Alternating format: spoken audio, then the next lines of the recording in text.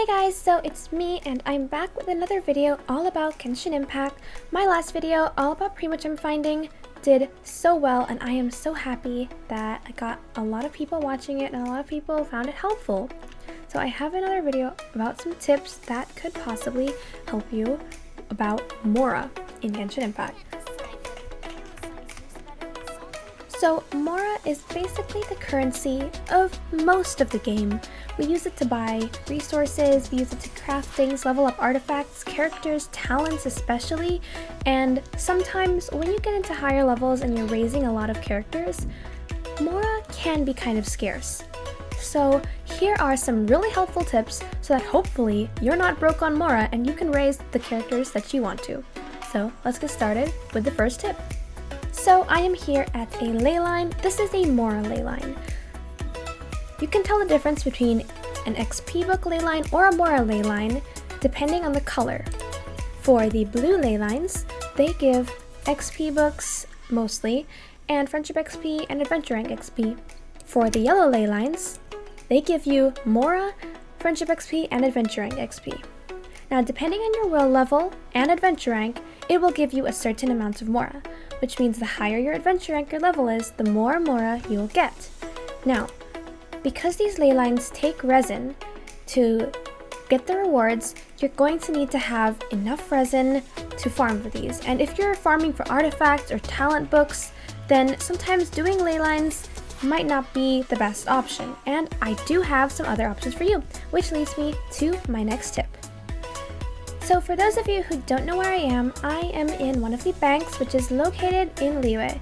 Now if you haven't gotten already, there's a chest right behind here, but this is not the main tip. So usually there's like a precious chest that you'll find right here with around 200,000 Mora. Go get it if you haven't done it already, it's really helpful. But the tip here is to check your story quests, which you've done. So if you've done the main storyline or the child story quest, you might get a bag of Mora depending on how much you spent.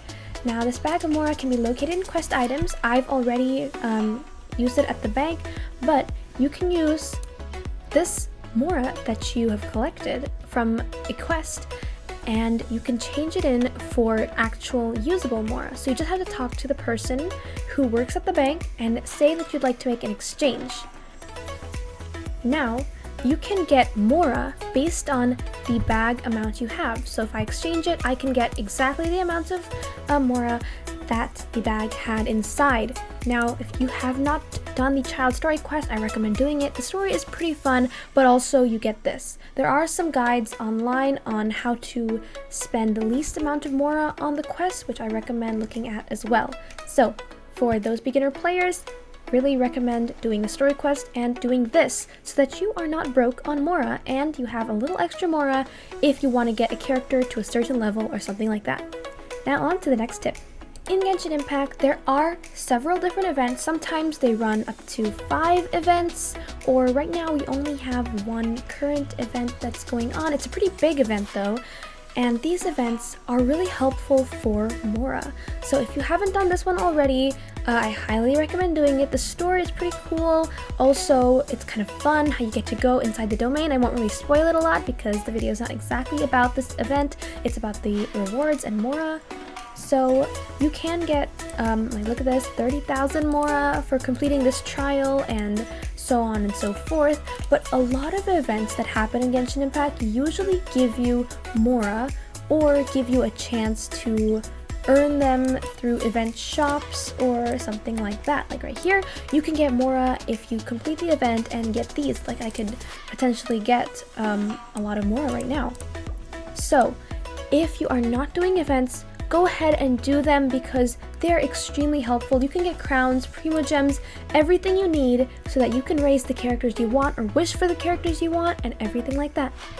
So now this tip, kind of everybody really knows this tip except for some beginner players, and once you really get into the gacha, you start getting a lot of characters, and I mean a lot. Like I have all these characters that I got, and I even got up to like C4 Razor probably, just from doing the gacha, and I still don't actually use him. That's because I use the tip on focusing on one character at a time, which is extremely important for Genshin Impact because your resources are limited and you are capped with resin and the resin cooldowns. Unless you have fragile resin, you can't really spend a lot of time doing domains, artifacts, talent books, weapon ascension materials, and all of that.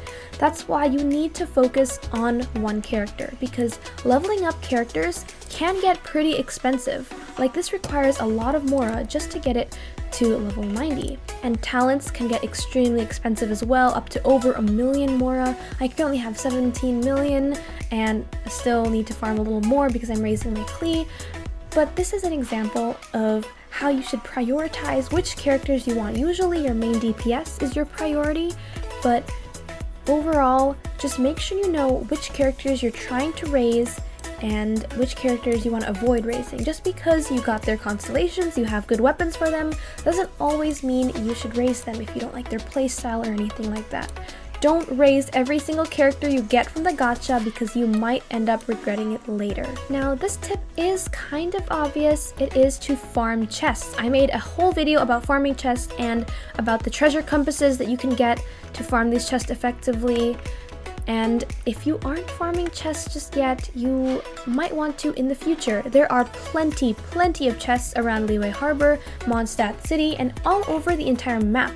So if you haven't done those reputation levels yet and you don't have the treasure compasses, I really recommend making them. Chests can give you amazing rewards like weapons, Mora, or weapon ascension XP, and it's just really great if you're trying to do a chill farming day, and farming chests are pretty easy if you have the treasure compass because it just leads you right in the direction of where the chest is.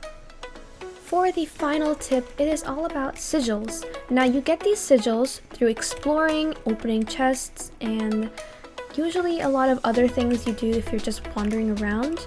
If you haven't really gotten to the stage of farming sigils, just know that it's very important and you can actually get a lot of pretty good things if you haven't gotten them already. Now, you can spend some sigils to get exchange for Mora.